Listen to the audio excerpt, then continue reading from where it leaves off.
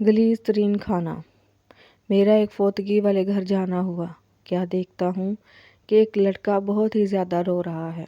معلوم کرنے پر پتہ چلا کہ جو فوت ہوئی ہیں وہ رونے والے کی والدہ تھی۔ میں ہکا بکا ایک طرف کھڑا ہو کے سوچنے لگا کہ بھرپور جوانی کے وقت اتنا بے رحم دکھ اس نوجوان کو آدھا کر دے گا۔ مجھ سے اس کا رونا دیکھا ہی نہیں جا رہا تھا۔ اس کی چیخوں سے لگتا تھا کہ قیامت لے آئیں گی۔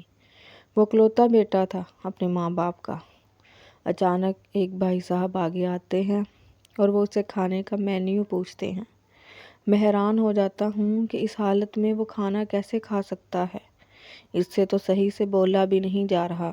بعد میں پتہ چلا کہ وہ ان لوگوں کے کھانے کی بات کر رہے تھے جنہوں نے گھر افسوس کرنے آنا ہے۔ یہ ہو کیا رہا ہے، یہ چل کیا رہا ہے۔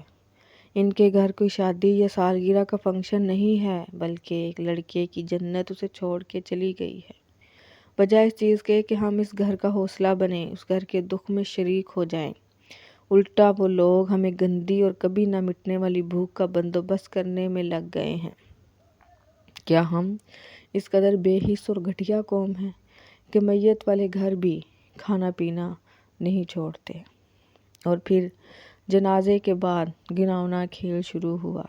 ایک ایسا کھیل جسے دیکھ کے کسی غیرت مند کو موت آ جائے، مگر ہمیں نہیں آتی۔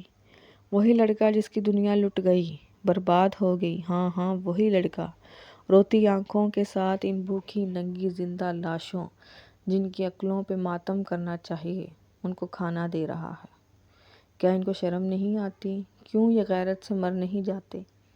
پھر میرے کانوں نے سنا کہ ایک آدمی نے اسی لڑکے کو آواز دے کے کہا کہ بھائی یہ پلیٹ میں لیگ پیس ڈال کے لانا۔ اف میرے خدا، یہ کون لوگ ہیں جن کے پیٹ نہیں بھرتے؟ ایسے لوگ دنیا میں ہی کیوں ہیں؟ یہ مر کیوں نہیں جاتے؟ شرم نہیں آتی؟ اسی سے لیگ پیس مانگتے ہیں جس کی ماں مر گئی ہے، بجائے اس کے کہ تمہارا ہاتھ اس کے کندھے پہ ہو اور حوصلہ دے رہا ہو۔ تمہارا ہاتھ لیگ پیس کو پڑ رہا ہے۔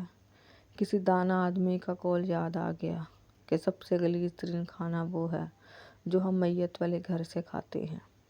ہمیں ترس یا رحم نہیں آتا یہ دیکھ کے بھی کہ لوگ روتے ہوئے کھانا بانٹ رہے ہیں۔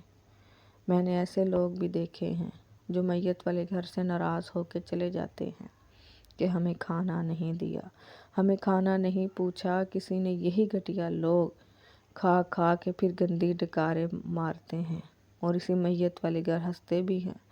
تمیز تہذیب کی سبھی حدیں ان لوگوں نے پار کی ہوئی ہیں۔ ان کو کسی سے کوئی سروکار نہیں ہے، انہیں مطلب ہے تو بس لیگ پیس سے۔ میں ہاتھ جوڑتا ہوں کہ خدا کے لیے میت والے گھر کا حوصلہ بنیں، ان کے غم میں شریک ہوں۔ شکریہ۔